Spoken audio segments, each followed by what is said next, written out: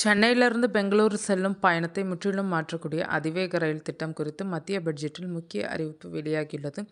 2026-27 நிதியாண்டுக்கான பட்ஜெட்டை தாக்கல் செய்த நிதியமைச்சர் நிர்மலா சீதாராமன், நாடு முழுவதும் 7 புதிய அதிவேக ரயில் வழித்தடங்கள் அறிமுகப்படுத்தப்பட உள்ளதாக தெரிவித்தார். இதில் தமிழகத்துக்கு 2 முக்கிய வழித்தடங்கள் கிடைத்துள்ளனர்.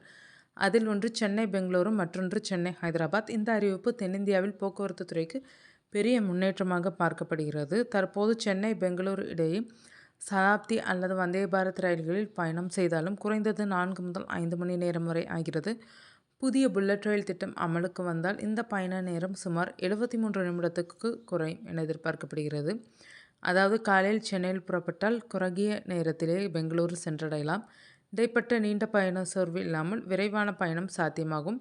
விமானத்தில் சென்னையிலிருந்து பெங்களூரு செல்லும் நேரம் 1 மணி நேரம்தான். ஆனால் உண்மையில் விமான நிலையம் முன்கூட்டியே செல்வது, பாதுகாப்பு சோதனை, லக்கேஜ் செயல்முறை, போர்டிங் தாமதம் என மொத்தமாக 2 முதல் 3 மணி நேரம் ஆகிவிடுகிறது. புல்லட் ரயிலில் இத்தனை சிக்கல்கள் இல்லை. ரயில் நிலையத்திலிருந்து விரைவாக வெளியேறவும் முடியும். இதனால் விமானம் வேண்டாம், புல்லட் ரயில் போதும் என்று சொல்லும் நிலை உருவாகலாம் என வல்லுநர்கள் கூறுகின்றனர். சென்னை மற்றும் பெங்களூரு இரண்டும் ஐடி, தொழில், வாகன உற்பத்தி, ஸ்டார்ட் அப் துறைகளில் முன்னணி நகரங்கள். தினசரி ஆயிரக்கணக்கானோர் இந்த 2 நகரங்களுக்கும் இடையே பயணம் செய்கிறார்கள். அதிவேக இணைப்பு கிடைத்தால் தொழில் பயணங்கள் எளிதாகும். ஐடி ஊழியர்களுக்கு சுலபம், மாணவர்கள், சுற்றுலா பயணிகள் பயன்பெறுவர், வர்த்தக போக்குவரத்து வளர்ச்சி காணும் என சொல்லப்படுகிறது. புல்லட் ரயில் வழித்தடம் அமைந்த பகுதிகளில் வளர்ச்சி வேகமாகும் என்பது உலக அனுபவம். இதன் மூலம் புதிய குடியிருப்பு திட்டங்கள், கல்வி மற்றும் சுகாதார மையங்கள், வர்த்தக வளாகங்கள், வேலைவாய்ப்புகள் என பல வாய்ப்புகள் உருவாகும்.